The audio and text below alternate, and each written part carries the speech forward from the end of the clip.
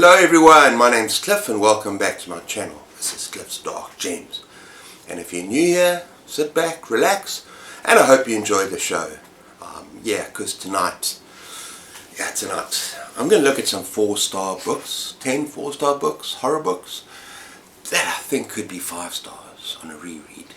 So stay tuned.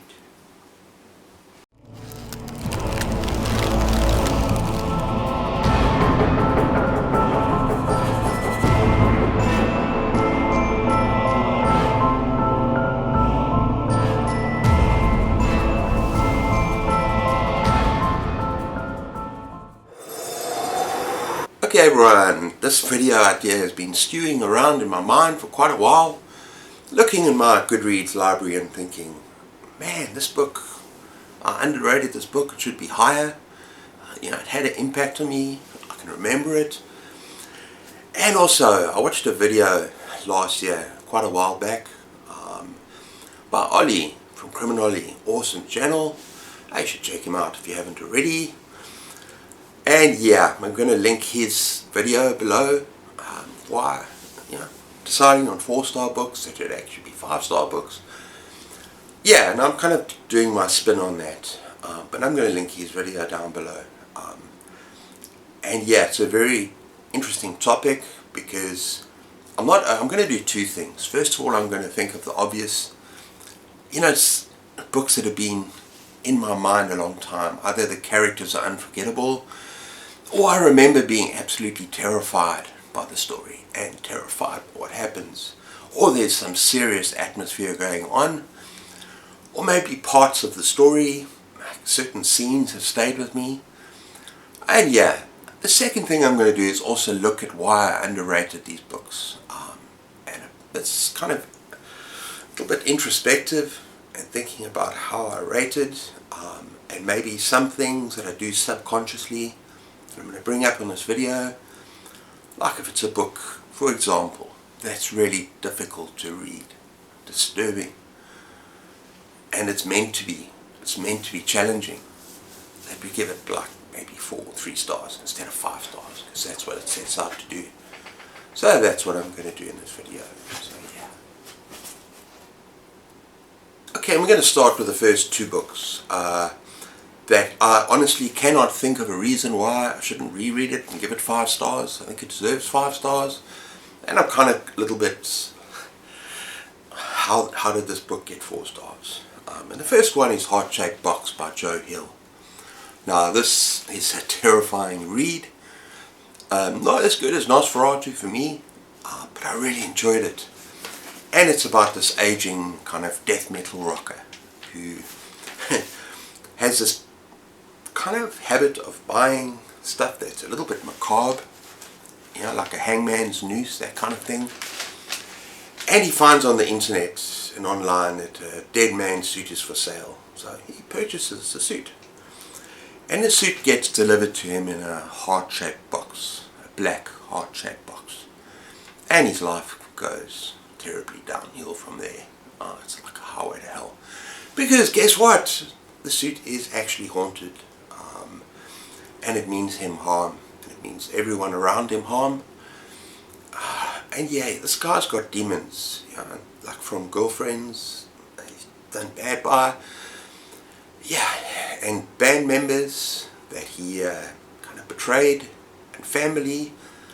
He's actually not a nice guy, and I think this might be one of the reasons that I gave it 4 stars.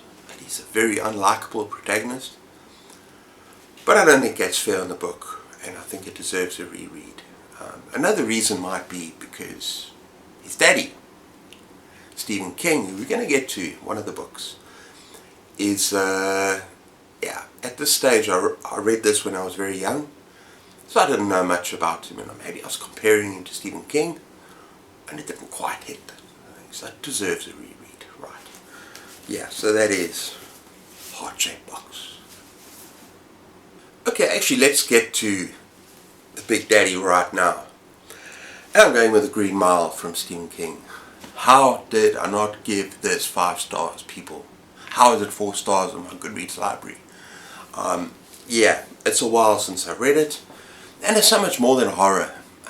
It's just so moving, so powerful, so dramatic. Yeah, and it's about this huge man, black man, John Coffey, who is on death row for the murder, the rape, the murder of 2 young girls. And yeah, there's all sorts of unforgettable characters. It's John Coffey himself, this other guard who he forms a friendship with, and there's probably the most vile, despicable villain in all of Stephen King fiction, in my opinion. And that is a guy called Percy. Absolute coward, horrible, horrible character, things he does. So yeah, you got unforgettable characters. You got emotion. This book put me through the ringer. I cried, I laughed, I was horrified. It deserves a reread. I cannot think of one reason why I gave it 4 stars, people. So yeah, if there's any book on this list that deserves to be 5 stars, it's a Green Mile. It deserves a reread. Okay, now for something completely different. We got DriveIn by Joe R. Lansdale. Now, I love this book. I had an absolute blast with this book, people. And it's about a group of friends in Texas, and they go to the largest drive-in in the world. And yes, I don't know how many people, 4,000, 5,000 people, and they become trapped in this place, in this drive-in. And it's like a horror fest drive-in. And they get trapped by this mysterious force, and all hell breaks freaking loose. It is dark humor. It is twisted, it is vile, and it's fast. It just one thing after the other, and I had a blast, people. Some scenes in there that were like, ish, with a child and a pet, so maybe going to trigger warnings. But it's so much fun as well, so much dark humor. And I think to myself, why did this book get 4 stars? Well, this is where I start being introspective. About how I rate my books. And maybe, just maybe, because the book isn't deep enough, or it doesn't have a serious drama, doesn't move you, doesn't have like really, really well realized characters, like kind of 3-dimensional characters. Maybe I'm being a little bit, kind of underrated. Just this idea that something that's really, really fun for you, that you have a blast and you don't give it 5 stars. Maybe I should. So I keep saying you, this is about me, not you. But something like Clowns versus Spiders, I gave 5 stars to that book, and that has no depth whatsoever. That's just fun, and it's just silly. Clowns versus Spiders, but I had a ball. Maybe I'm, thinking, 5 stars should be a masterpiece. But if it's really so much fun, that's a masterpiece in itself. If it makes you laugh the whole way through, and you have a blast reading it, that should be 5 stars. So yeah, I think the DriveIn deserves a reread. And let's see if it can be upgraded to 5. Okay, next up we got The Elementals by Michael McDowell. Now I know I've got a copy somewhere, sorry, I'm not going to look for it now, so I'll put it up there. And yeah, let's just say this is a Southern Gothic tale, an excellent Southern Gothic horror tale. And it's about these 2 rich and very weird, strange families. And after a funeral, one of the best scenes, the best openings of any book ever, they go off on holiday on the Gulf Coast, and there are 3 Victorian houses. 2 of them they live in, each family, and the 3rd one is kind of a mysterious secret. It's kind of left to be, and you got the sand encroaching on this house, kind of filling up this house. And yeah, all I'm going to say is he's a master, Michael McDowell. Southern Gothic horror, a sense of family in the place and the setting, and the setting with the waves and the sand and the heat. And it's truly terrifying. Some incredibly climactic moments of horror, but it's very slow burn otherwise. And it also focuses a lot on the character and the dialogue, which is very interesting. Why I gave it 4 stars, when it's a book I still think about, I think it definitely deserves a reread. That's all I can say about that one. Like the first 2, maybe it will be a 5 stars on a reread. 5 stars. Okay, next up we have The Rising by Brian Keane. This might just be the most unique, original zombie apocalypse tale ever told. And yeah, if you don't like zombies, this is completely different. People blew me away. These aren't your slow, shuffling, mindless zombies. These zombies are incredibly intelligent, very quick, and they can take over anything, not just people, other creatures as well. And they've also got a backstory. Almost delves into, I'm not going to give spoilers away, I'm not going to say anything. They've got a backstory that is incredible, very, very interesting. And yeah, you got this man, a father, who wants to cross this zombie wasteland to find his son. And he meets other characters along the way, very unusual characters. I think there's a nun or a priest or a prostitute. And also there's danger not just with the zombies, there's danger with the people they meet as well, military and other things as well. But it's such an original story. How the hell did I give it 4 stars? It's a 5-star read for me. I had such fun. I keep saying, now some of these I'm actually trying to think of reasons. You know, it wasn't hard to read. It was fun. It had depth. Zombie apocalypse. I love my zombies. Maybe at the time I was thinking, oh, it's a zombie story. You know, just in my head. And it was a little bit light. Maybe I gave it 4 stars. But if you really have a blast with the book, give it 5 stars. It really stands out. Yeah, 5 stars. Next one's interesting, people. Number 6 is Color Out of Space by H.P. Lovecraft. Do we have a thing against short stories becoming 5 stars? Or do I have a thing against short stories becoming 5 stars? Maybe novellas? You know, there's not character development. You don't have this world building. You don't have this big stuff happening. But to be honest with you, H.P. Lovecraft in this 25-30 story book, yeah, the pacing is brilliant. He creates such tension and suspense, horror. It's from this, it's just like meteorite. It hits Earth, it hits kind of a farmhouse, farmland, and everything goes to hell, especially for the family living on the farm. And it's incredibly tense, and it's a fantastic story in 25 pages. So maybe I am deliberately giving books like that 4 stars because they're so short. Please help me there. Tell me what you think in the comments below with all of this. But yeah, and I think the same is for longer kind of short story collections. I always seem to give them 4 stars because books are unbalanced. But if 3/4 of the books are amazing and overall you've had a good experience, maybe I should rethink that. Because I think the only book that I've ever given 5 stars to in terms of a collection is Skeleton Crew. That was perfection for me. But yeah, it's maybe 5 stars. Deserves a reread. Okay, the next book is Exquisite Corpse by Poppy Z. Bright. Now people, out of all the books I'm mentioning, I think this is the one I'm least likely to reread. For the reason that it is sick, it is vile, it's disturbing, it's twisted, it's graphic, not for the faint of heart. You know, you have these serial killers, and yeah, they're gay serial killers. I think it's in the 90s, in the AIDS pandemic, or yes, in New Orleans. And so there's other things happening as well. You know, there's kind of subtext in this book that's going on that make it actually quite powerful.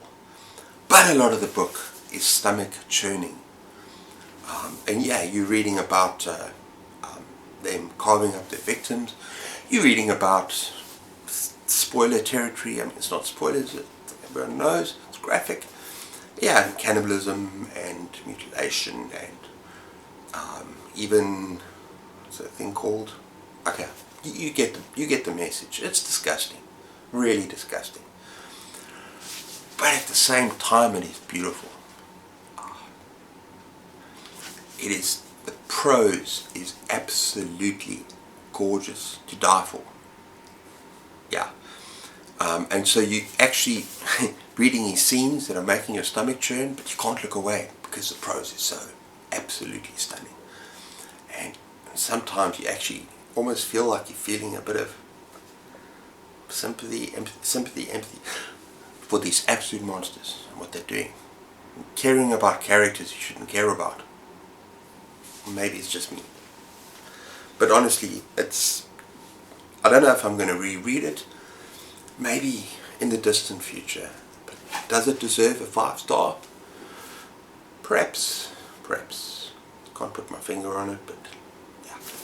Gonna leave it at that. Okay everyone, next we got The Road by Cormac McCarthy.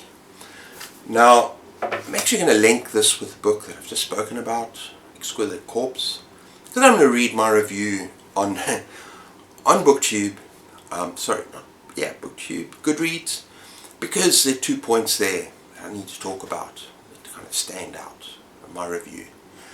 And I gave it 4 stars, people. And I said, a bleak, harrowing, devastating read, which I struggled to get through.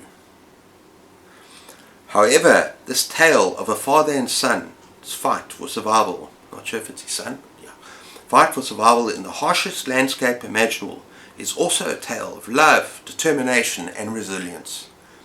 Profoundly moving, and perhaps might turn into a 5-star read in future. If I give a book a glowing review like that, why am I not giving it 5 stars then? It's 4 stars. I mean, I was profoundly shaken and moved by this book. Why am I giving it 4 stars? Okay, at the beginning I said I struggled to get through.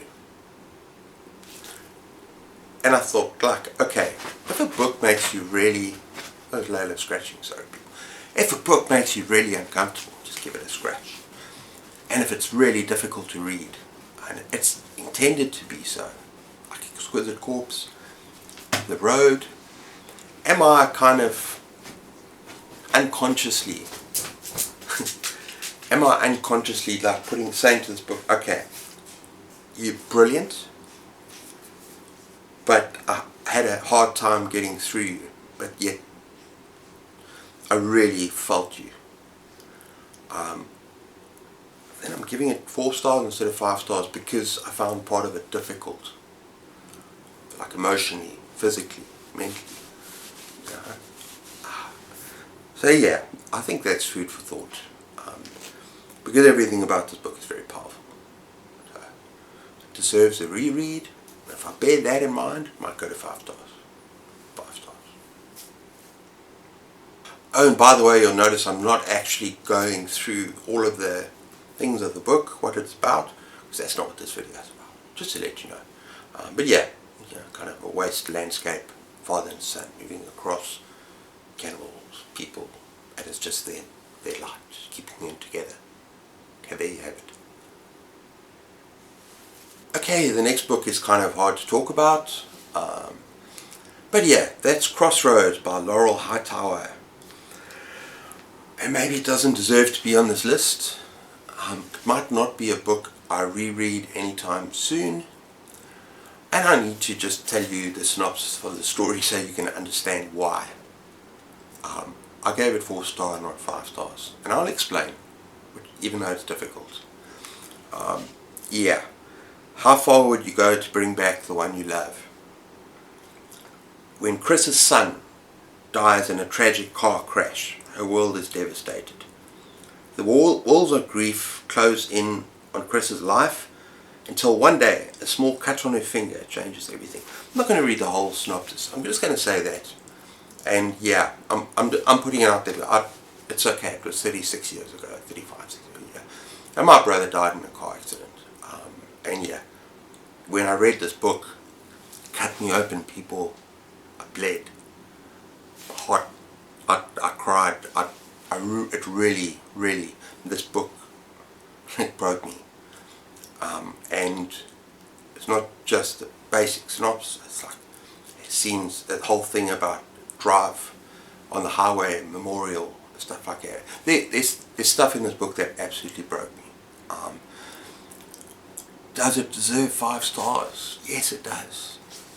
But sometimes triggers are powerful, and I gave it 4 stars. And I'm going to actually be alright with that. So this book doesn't really deserve to be on this list, but that might be something that influences one's decision when rating a book. Yeah. And book number 10, finally, we got 10 Days of Flesh by Augustus Basterrica. I hope I pronounced that properly.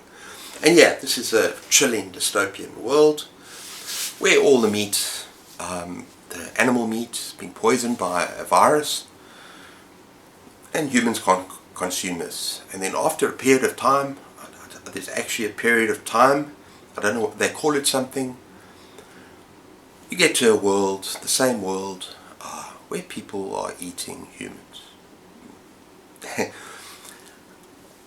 This is disturbing, people. This was a disturbing book. It was very well written. Yeah, there's one scene that really stood out for me. It's burned in my brain, and it's a tasting. Like, go to a tasting. No, it really stayed with me, and I mean, it might be one of the minor ones, but it's like going to be in my head. Why did I give it 4 stars? This one I can't really put my finger on too much. Maybe because of the social commentary. I don't think so. I'm not that sensitive about eating meat. Maybe I am. Maybe sometimes books have a real strong social commentary that makes you uncomfortable. We'll come back to that word again. Uncomfortable. Because so many of these books that I mentioned have made me uncomfortable in one way or another. And I haven't given them 5 stars. Even though I feel, if I really think about it, deep down, they deserve to be. And maybe I'm talking to an audience who thinks, who gave this book 2 stars, or thought it doesn't matter, I'm talking about myself here. So it's like a little bit of introspection here. I think 10 Days of Flesh is actually a masterpiece of a novel. And yeah, it really makes you think about modern society, food industry, and it makes you uncomfortable. So sometimes you have to, I don't really know what to say about that. I live in a country that's very much meat eaters. Well, a lot of us. But yeah, so that's all I'm going to say about 10 Days of Flesh. Deserves a reread? Absolutely. Might get more out of it next time. Okay everyone, and before I go, I've got new glasses. These are multifocal lenses that help me read and see from, see distance at the same time. But it takes a long time to get used to them. And you feel a little bit disorientated, so I'm supposed to wear them as much as possible. Till your brain catches up with your eyes, something like that. But anyway, let's get back to the books. Have you read any of these books? Have you not just read them, but how would you rate them? And how do you rate books? Has anything that I've said struck a bit of a chord? About short stories, about books that are uncomfortable, about being a little bit biased against books that are just fun.